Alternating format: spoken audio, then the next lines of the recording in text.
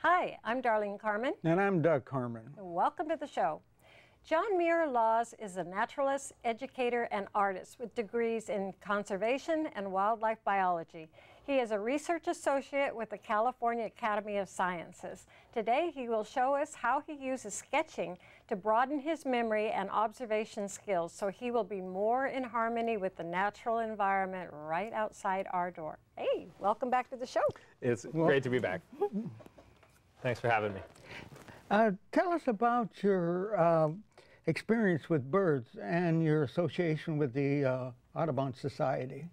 Well, birds were my initial entree into falling in love with the natural world. I guess the way that I originally got hooked on birds is that my dad was having some heart trouble and we needed to get him exercising. And he would not go for a walk. But he loved bird watching. So you could say, hey, Dad, let's go birding. And he's, well, sure, son. And we'd go out together and we'd watch birds. And then he took me out to Five Brooks Pond in Point Reyes, and we were walking around and watching birds. And I was, cheerfully kind of egging him on. And then he walked up to this bush. And he said, son, watch this. And he walked up to this willow tree and he went, psh, psh, psh, psh, psh, psh, psh, psh, psh, psh. And while he was doing this, this little greenish bird comes bopping out of the bush, and all of a sudden, this bright red jewel appears on the top of its head, and it starts, it's jumping around as close as we are to each other. Oh. And it was like, my dad is Dr. Doolittle. This is cool. And I was hooked on a ruby crown kinglet. And from that point on, I was like, okay, Dad, what's this? And I just thought it was the coolest thing. And I wanted to remember what I was seeing. And so I would take careful notes from our trips. And because I'm dyslexic, it was hard for me to write down the details. So I'd use drawing and sketching as a way of recording my observations. So the more that I would go bird watching, the more I would draw. And so those two things kind of grew up together. And the Audubon Society is kind of the go-to place for finding a community of people who have passion about the same sorts of things. The other thing that's really neat about it, it's not, so bird watching on one level is people going out, observing, describing, noticing the biodiversity of what's around them, but it also has really important conservation consequences. So what we're seeing where, it's like we're studying the canaries that not in the coal mine, but the canaries that are out around us. Right. What is happening with their populations? What does that tell us about the health of the environment that we're in? So Audubon societies, in addition to being great sort of naturalist groups, are sort of critical hubs of conservation interest and organization. So are you an officer with the I'm a board member of Golden Gate Audubon and work with their education committee, trying to sort of advise and give support to the terrific work that they're doing. And you actively go out and count the birds, right? So on Christmas bird counts, we have people all over the country are out. You go out, and it's a fun social activity. But then you compile all this data, and you have this incredibly rich snapshot of what is happening with bird populations all over the country at this one moment. There are other things that, resources that bird watchers are using, where bird watchers are going online. They're putting on the lists that they have made, and I've gone to this park on this day, I saw this. You enter that into a computer. One little anecdotal observation basically means nothing in science, but when you have millions of data points from all over the country, resources like what we're getting from this site called eBird, where people go in, they put in their data, it becomes this incredibly rich, real-time database of what is happening with bird populations all over the country. So amateur bird watchers are making huge contributions to conservation. Of birds, this book has it all. It has anatomy, it has the directions of feathers, it has details on the beaks and the feet, and it even covers iridescence, which is a pretty advanced topic. It's really pretty. My favorite illustration, though, is this one, the orange with the toothpicks. And notice the feet over here, huh? So tell me what that's about. So yeah, the orange with the toothpicks is that you look at a lot of bird drawings, people show the legs kind of coming out like sort of parallel skis. And so the legs are always sort of drawn parallel to each other. But if you actually have two legs coming out at a slight angle like this, and you rotate those at a different angle, you will see the sort of apparent angle of those legs change. So it was a way of kind of with a static object helping people kind of make a model to kind of go like, oh, I see. And once you see it with the orange, then you start looking around on the birds, and you're seeing it everywhere. And you can kind of it helps people kind of get away from that sort of parallel legs all the time. That. I have an orange at home. I'm going to stick some toothpicks and see what happens. How long did it take you to complete this book? That book took about a year. My wife was doing work at a hospital in Uganda. And while she was doing that, I would be feverishly working on illustrations for this book, and she would come home and tell me about lives she'd saved, and I would say, "Look, I drew 10 more birds," and so I was able to do a whole bunch of drawing in a very, very concentrated period of time, and then publish that with Heyday Books, which is my favorite small press in the whole wide world. Yeah. Drawing, that reminds me, drawing from props, and you were just talking about that, like in your book. Drawing birds, and then drawing birds in the wild, they move. Yeah, this is a prop. This guy doesn't move. We earlier named this guy Felix. And that brings up a big question. How do you capture birds that move in the wild? I mean, we got a prop. No problem. You can spend all day. But how do you do that? You got a bird that's only going to be there for 5 seconds. The old school approach, the John James Audubon way, was with a shotgun. And you'd see that little bird, you'd shoot the bird, wire it up, and then you could, then it would hold still. And apparently that made, so you look at the Audubon's drawings, and feather by feather, perfect detail, but they're often in these like so they justified killing the bird so they could draw it. Well, but also, by doing those drawings, he electrified so many people about the biodiversity of this country's birds that had just a huge ripple in people caring about those animals. If you don't know about it, if you don't understand it, you don't appreciate it, you can't move to act to protect these sorts of things, and you're not motivated to do that. So by his, yes, he did shoot some birds, but he then helped the nation fall in love with birds. And that's where the impact of that came on. So I don't want to bust on John James Audubon, but my approach is a different one. I have the advantage of dead stuffed birds in museums. I can take a look at photographs. But my favorite way to do my research is out in the field with live birds who are moving around. And some people say, it is impossible to draw. Why draw birds? They're going to fly away, right? But here's the crazy thing. It's actually because they can fly away that they make great subjects. Because they can fly away, they're looking at you and they're going like, what you got on this, you landlocked primate, right? You come near me, I'm out of here. And I know I can do that. And because I know I can fly away, I stick around, right? Because I know if things get bad, if this primate starts coming after me, I can just take off. They will hang out and let you watch them. You try to watch mammals.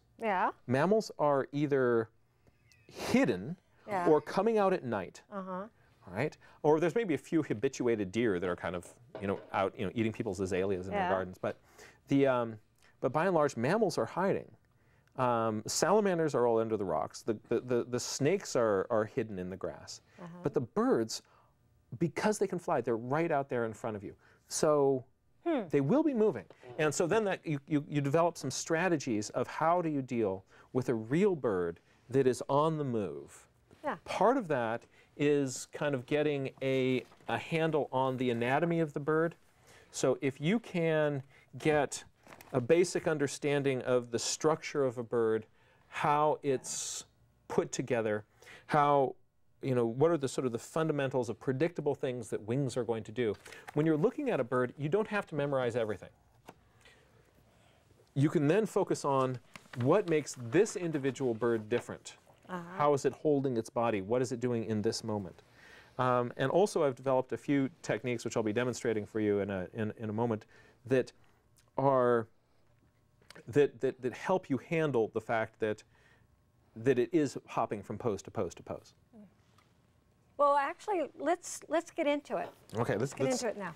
Let's do that. So what I'm going to this morning I was looking out my window and I saw a scrub jay fly into my yard. This is the common jay that's in the Bay Area. Everybody calls it a blue jay. The blue jays are an East Coast bird. This is our little non-crested, white-bellied jay, very kind of common garden bird. I love these little birds. And so, knowing that I'd be coming here and talking to you, I grabbed my binoculars and just spent the next 45 minutes staring at this bird and talking to myself. So if you actually verbalize observations that you're making while you're looking at something, it really helps this sink into your long-term memory. So when I'm out looking at a real bird in the field, I'm often saying, like with Felix here, I would be saying, holding very still. Sort of pale tan bill, red around the eye, more red in the front than the back of the eye. So I'd be just taking whatever kind of discrete observation I'd be making, and I'm saying that out loud. Because I've actually said more red in front of the eye than in the back of the eye, that little subtle detail is going to stick in my working memory. So if I was just looking at it, kind of going, yeah, I'm looking at it, those details don't really crisp. So because I verbalized a lot of those things, a lot of that bird is sticking in my memory. And so I'm going to kind of take you through how, if my scrub jay were still hanging around, kind of what the experience would look like as you're drawing one of these things. And the first thing to notice is that it's not going to be making a portrait of that bird. It's going to be making several different drawings. So the first thing, the bird landed and its back was to me, and its tail was pointing straight down. So I'm going to start with, probably this is going to be initially difficult to see, but I start with a very pale non-photo blue pencil. This allows me to block in a lot of basic shapes without, and I can later add details on top of that. You'll see when I put this over this drawing that these little kind of initial block-in shapes aren't going to... that doesn't show through. That won't repro then, right? Yeah, it won't reproduce, but even on the original here, you'll see that it's not a real distraction. So at this point, just like you said, the bird moves. You go like, oh. Yeah. Now, if you sit there and go like, you wait, say, all right, bird, I'm going to wait till you come back to that position. Somehow, Darlene, they can tell. And it's like, you want me to come back to the person? I'm not going to do it.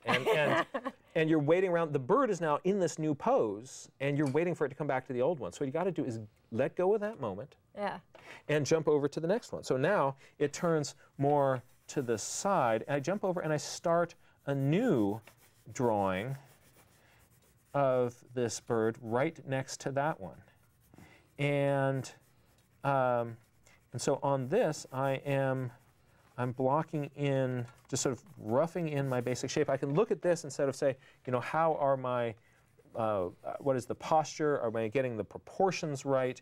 How is this working? And do you notice that the scrub jay announces, mine in my yard, they announce when they're coming. It's like, I'm here now. That's right. They have a certain distinct Others sound. sort of come in sort of stealth birds, or they're like, jay on the scene. Yeah, this one, it just announces. It has its own calling. So then I'm starting to work on the side view of the head, and it turns its head away from me, or towards me. So then what I do is right up on the side, I would start just a little head right over there. If the bird is being cooperative and sticking around here a little bit, probably not. All right? So sometimes this is all I get. And if I've got a few things kind of stuck in my mind, I might kind of flesh this out a little bit. But sometimes this is all I get. But we're going to imagine that this bird actually hung around in my yard for about 45 minutes. It went around different places. But, sure. So now what I'm going to do is I'm going to start to draw on top of these baselines. And because I already have the basic postures of this bird worked out, I can now focus more on the details of what I'm seeing. For instance, it had kind of a dark patch by its cheek. You have you might sketch maybe 3 or 4 more different positions that they've landed while you've been observing the bird. And then you've roughed them in. And so whichever one that they come back to, and exactly. Then you continue in that one. If the bird now hops around back to this pose, I jump over to this drawing right here. And I'm not necessarily going to finish any of these drawings, but the drawing that I get the furthest along on will be the most characteristic posture of that bird. And so this one has, okay, now it pops back to some other pose. And so I jump back to this drawing, and it's the thing that is very helpful to notice is that when the bird moves from position to position, you will get this little kind of sinking feeling, this like, oh, would you just, come on, give me like a 15-minute pose. Give me a break. Right? But in that moment, you're grasping at this past thing, and what you want to do is just accept that this is now what this bird is up to, and that this is what is really going on. The bird, if the bird was just holding still, it wouldn't be being a bird. Right. You know, if it's moving its head really, really actively, then I'm going to have a little sketch over here every time, you know, it comes back to looking at me. I get more of the front view of the bird. All right? Do you ever answer him? Seriously, do you make noises to try to get him to cooperate? Sometimes birders will do what they call pishing, which is that pish, pish, pish, pish, pish, pish, pish, pish, pish. I find that gets birds to pop up, and that's what how my dad pished in that ruby crown kinglet. But often when they come in kind of pished off, and they will when they pop up, they will be agitated and then they'll drop back down. So what I find works best is to find a bird that is relatively cooperative, ideally unaware of me being there. And then I'll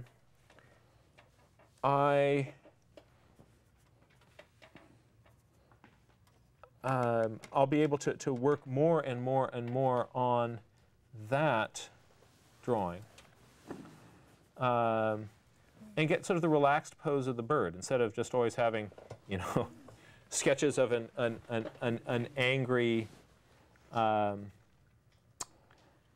angry ruby crown kinglet.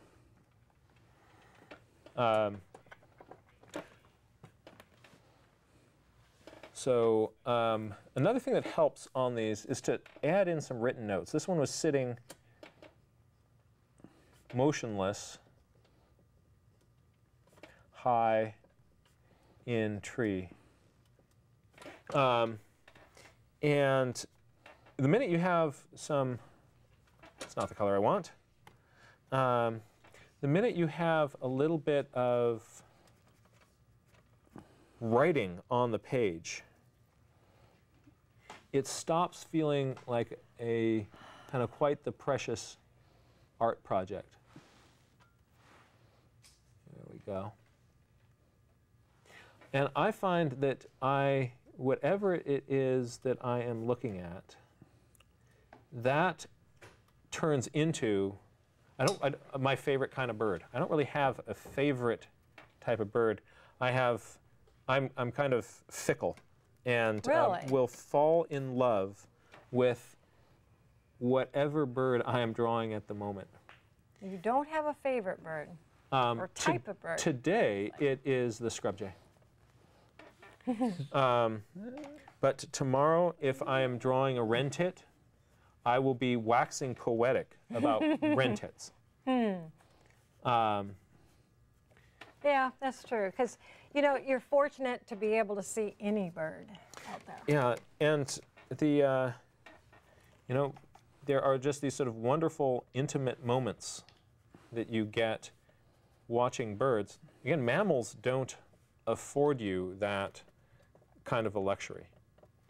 So what you're really saying, you have a lot more opportunities to capture birds in the wild than you do in most any other animal. How do you tackle the bird's personality? Is it props? Do you use props, or what do you do to get the bird's personality?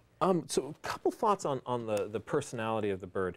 The first is that when the bird first lands, I'll look at the overall kind of angle, energy line of the bird. If it is actively feeding, it's often leaning forward like this, then comes into rest, the head goes back further on it, and it sort of starts to hang out, relaxes more, fluffs up a little bit. So the first thing I do is I'll see that kind of energy angle, and sometimes I'll even hold my hand up to kind of physically imagine my hand through the body of the bird. And then the first sort of non-photo blue pencil line that I put down will often be that general posture line for that body.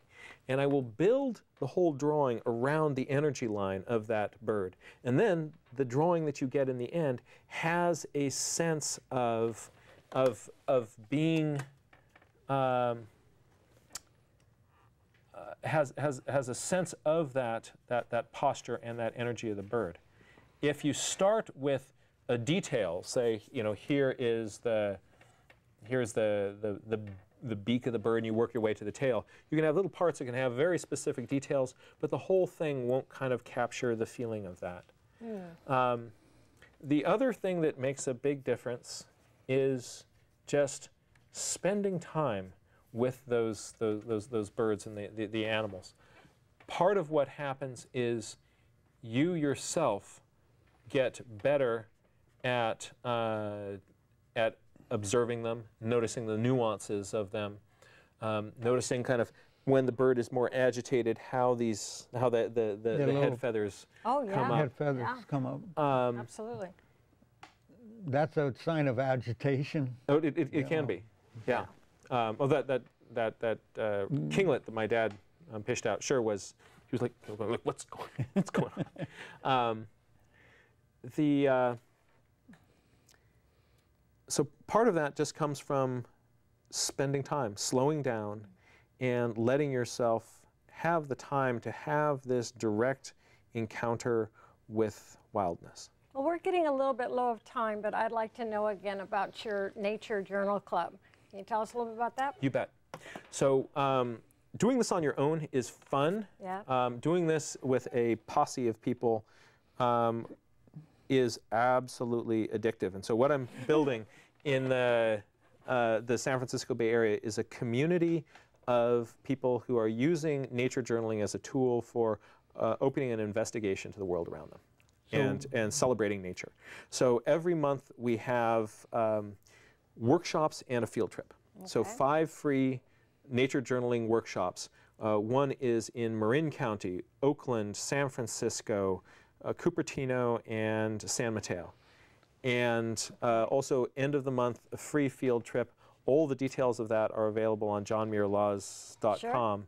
Sure. And it's open to families, it's open to elders, it's open to kids, it's open to solo folks. You don't need to be an artist, but if you come, you will learn how to be one. Yeah, normally you don't need to be a naturalist. How many people approximately? An average workshop, those free workshops where you can really, I have a big projector where we project the details of how we're doing these sort of step-by-step things. Those often have about 30 people per. And our last field trip, we had about 70 people out drawing together. You're not all clustered around the same flower trying to draw the same flower, but you had 70 people sort of spread out drawing birds all over a wetland. Then we'd come together, have an outrageously good potluck lunch, and everybody shared their sketches. So you can look at all the kind of drawing approaches that other people, what's working for other people, and sort of figuring out how you might kind of incorporate some of those. And it's not just birds, though. It's no. nature. It's all different types of birds. So this month, so the workshops are on the second Tuesday, Wednesday of every month. Okay. The field trips are on the last Sunday of every month. This month, our focus is drawing mammals. It's an introduction to drawing mammals. Great. And then we're going to a field trip to Point Reyes National Seashore, Thule Elk Preserve out at the end of the point. But the observation skills that that you impart on the people is the same kind of. We have a basic technique that you're helping people learn. So when is your book coming out now on the natural history of the California coast? You're writing another one, right? Right. When's that coming out? So I made a field guide to the natural history of the Sierra Nevada, and that took 6 years to do. Yes. The two big factors. The first is the Coast Range. I'm now working on a field guide from Mendocino to Monterey, and the adjacent Coast Ranges. A much more diverse region. The other thing is that I'm now a daddy, and that's my delight and my #1 job. And so it used to be that I'm going to go disappear into the mountains for the next 3 months. We're out of time. And now I'm lucky if I get 15 minutes. Well, congratulations. But I'm loving it. I'm loving it. So, but I will be coming out with a book fairly in about a year on how to do nature journaling. Okay, but the California coast, we're 30 seconds, gotta go. It's a few more years out. Okay, years. All right. Well, listen, thank you so much for being on the show. Hey, it was a delight. Thank you for watching the show. Please check the website for details on all of the books and also the activities. Thank you for watching the show, and watch again. And would you please sign my book for me? Hey, I'd be delighted to. Okay.